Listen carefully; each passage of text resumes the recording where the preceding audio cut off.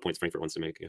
So you would say then, like, when we're looking at this, maybe like the thing that's going to make someone more responsible isn't like the capacity to do otherwise in a sense, like a real like metaphysical sense, but Right. it's more of like possibly like maybe like it's like them realizing like their action is wrong, or maybe them kind of like realizing they could have done another action or something like that. Yeah, I do think if someone doesn't think they can do otherwise, that might get them off the hook. If like, imagine like a case where someone is coerced into handing over their wallet, right? Someone's held at gunpoint, and the threat is, "Give me your wallet or else." I mean, in a sense, they could do otherwise, but the cost is like unreasonable, right? Yeah. Their life, like to hang onto the wallet. So I think in that kind of case, if you were to like blame your friend for losing their wallet when they gave it at gunpoint, there'd be something wrong there, right? Like the person who gives over their wallet, who's coerced, couldn't have done otherwise, and that's the very reason that they did what they did. Now, that's not how most of our actions are, thankfully, right? Most of our actions, even if it's true that determinism makes it so we can't do otherwise, we still do what we do a lot of the time for reasons, and for better and worse reasons, but not because we think we couldn't have done otherwise. So I think maybe there's some kind of like um, epistemic alternative possibility requirement on free will. We have to think we could do otherwise, and like if we wanted to do otherwise, maybe we would, that sort of thing. But I don't hang a lot on that. I think really, if you're just looking at the way the agent was motivated and what reasons occurred to them. If you look at that kind of stuff, that's the stuff of which moral responsibility is made. Mm. So it's really those things rather than like we're looking at like this is super helpful for me because I'm like a lot of times like before this I'm like thinking like free will like this debate like is the capacity to do otherwise, which is like Right. a big driving force behind moral responsibility. Hmm. And like you're pushing back and saying like hey we have these other things to look at like Hmm. questions about like them like realizing their actions are wrong or kind of realizing like they could have done otherwise. Right. So yeah, that's super helpful. I appreciate Okay. that a lot, Taylor. That brings a lot of clarity. So I had this image in my mind, and I know it's like a bad character, like bad character of like compatibilism, but I have this idea of like someone like looking at like an action of saying like should I like lie or should I not lie? And they're looking at like the not lie position and being like, that's good. I want to do that. Not lying is good. But then the invisible hand of compatibilism is like pushing them backwards from that position and pushing them towards lying. And obviously in that scenario, like that's not really compatibilism. Like what if you're understanding what I'm thinking right here, like Yeah. what's wrong with this picture Yeah. of compatibilism? That's how some people think of determinism, and it's how some other people talk about fatalism, which may be distinct from determinism. But like, I guess one reading of the story of Oedipus Rex is Oedipus is fated to kill his father and marry his mother, and no matter what he does, even if he like flees and tries to avoid those actions, he's going to do those actions. Mhm. That feels like the invisible hand thing that you're talking about. Yeah. Maybe it's the invisible hand of fate. Um, I, yeah, I don't think that determinism commits you to that, because when you think about like a state of the world and then causally deterministic laws of nature implying that some other state will follow, it doesn't follow that like no matter what intermediate states there are, some event is must happen later on. It might be that the reason some subsequent event is determined to happen is because this particular means is determined to happen. It's not that Mhm. like any means whatsoever would have all led to the same action. It's not all roads lead to Rome or anything like that. So yeah, I mean, I guess that's one way of thinking about fatalism, but I think that might be a threat to free will if that's how it works. Like no matter what you do, the same result is gonna follow. But compatibilists don't need to think of determinism like that.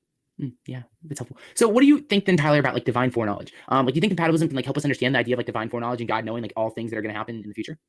I do. I think in the same way that the consequence argument poses a threat to this leeway conception of freedom, the ability to do otherwise, I think divine foreknowledge should be thought of as challenging that conception of freedom. Mhm. And it's more common for libertarians about free will, incompatibilist believers in free will, to think that um, to think of free will in that way, as it's so I think it's more threatened by the challenge from divine foreknowledge. But maybe it's worth sketching the threat really quickly. If God is not only omniscient, that is, knows everything, but also is infallible, can't be wrong, can't have any false beliefs, say, and God's knowledge includes knowledge of what will happen in the future, then it looks like what is going to happen and what God knows is going to happen must happen.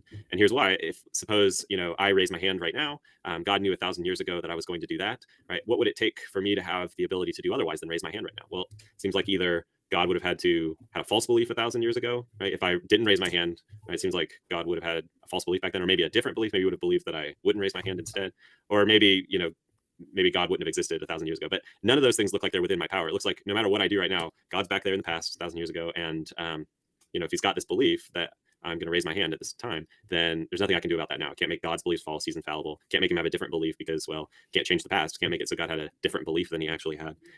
So that's the basic challenge to the ability to do otherwise if God has exhaustive foreknowledge of the future and is infallible. There are lots of different responses to that argument. Some appeal to God's being outside of time. Some make a distinction between some parts of the past and other parts of the past. There's lots of different ways to go.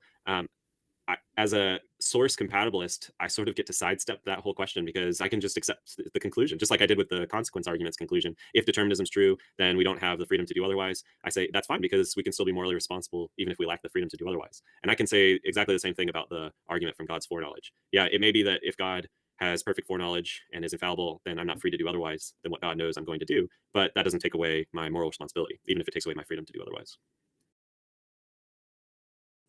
Yeah, that's super great, Taylor. So like when we're getting to like mechanisms of like divine foreknowledge, Mhm. like trying to paint a picture of like trying to understand like how God knows like things. I've always thought about like if determinism or like compatibilism or something like that is true, like we're thinking like maybe like God knows like event A is going to cause event B and event B is going to Mhm. cause event C.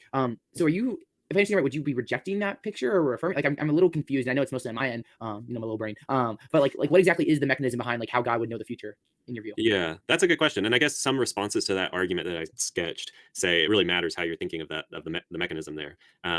Like for example, on some models of divine foreknowledge, God has his foreknowledge because he sort of looks at what's going to happen. Maybe he peeks ahead into the future and sees what's going to happen, and so he knows what's going to happen because he's looked and seen that it is going to happen. And if God's knowledge depends on the future in that sort of way, you might think, well, then it's not.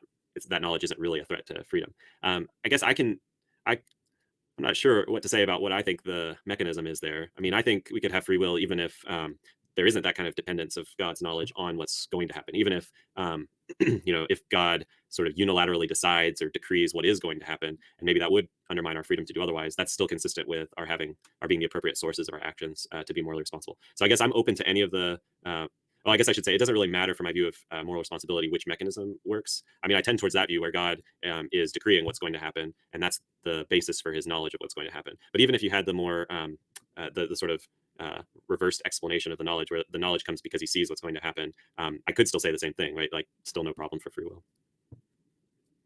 Oh, I think you're still muted.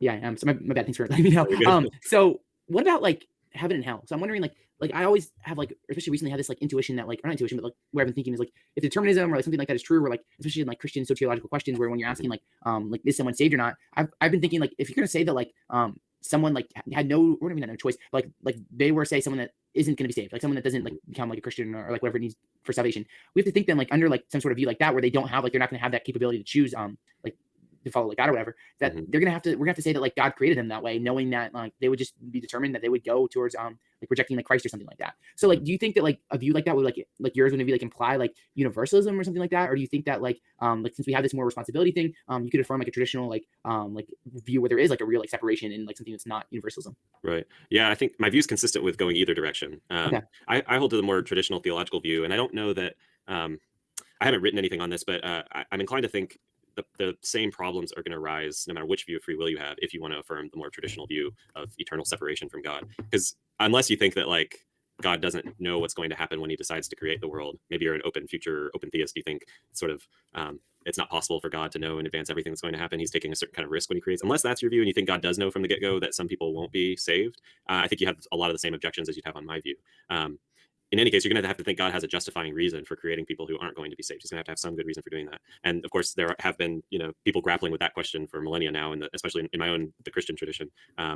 So I don't think I have anything really to add to that. I will say one special objection that's often raised for the compatibilist is, well, are these people that God is blaming for doing what they're doing, right? For sinning, for rebelling against God, are they really to blame for those things if God has set things up such that they can't avoid doing it, because they can't do otherwise, given that things are Hmm. set up a certain way? And I think that just presupposes that moral responsibility is incompatible with determinism, and it turns out I think.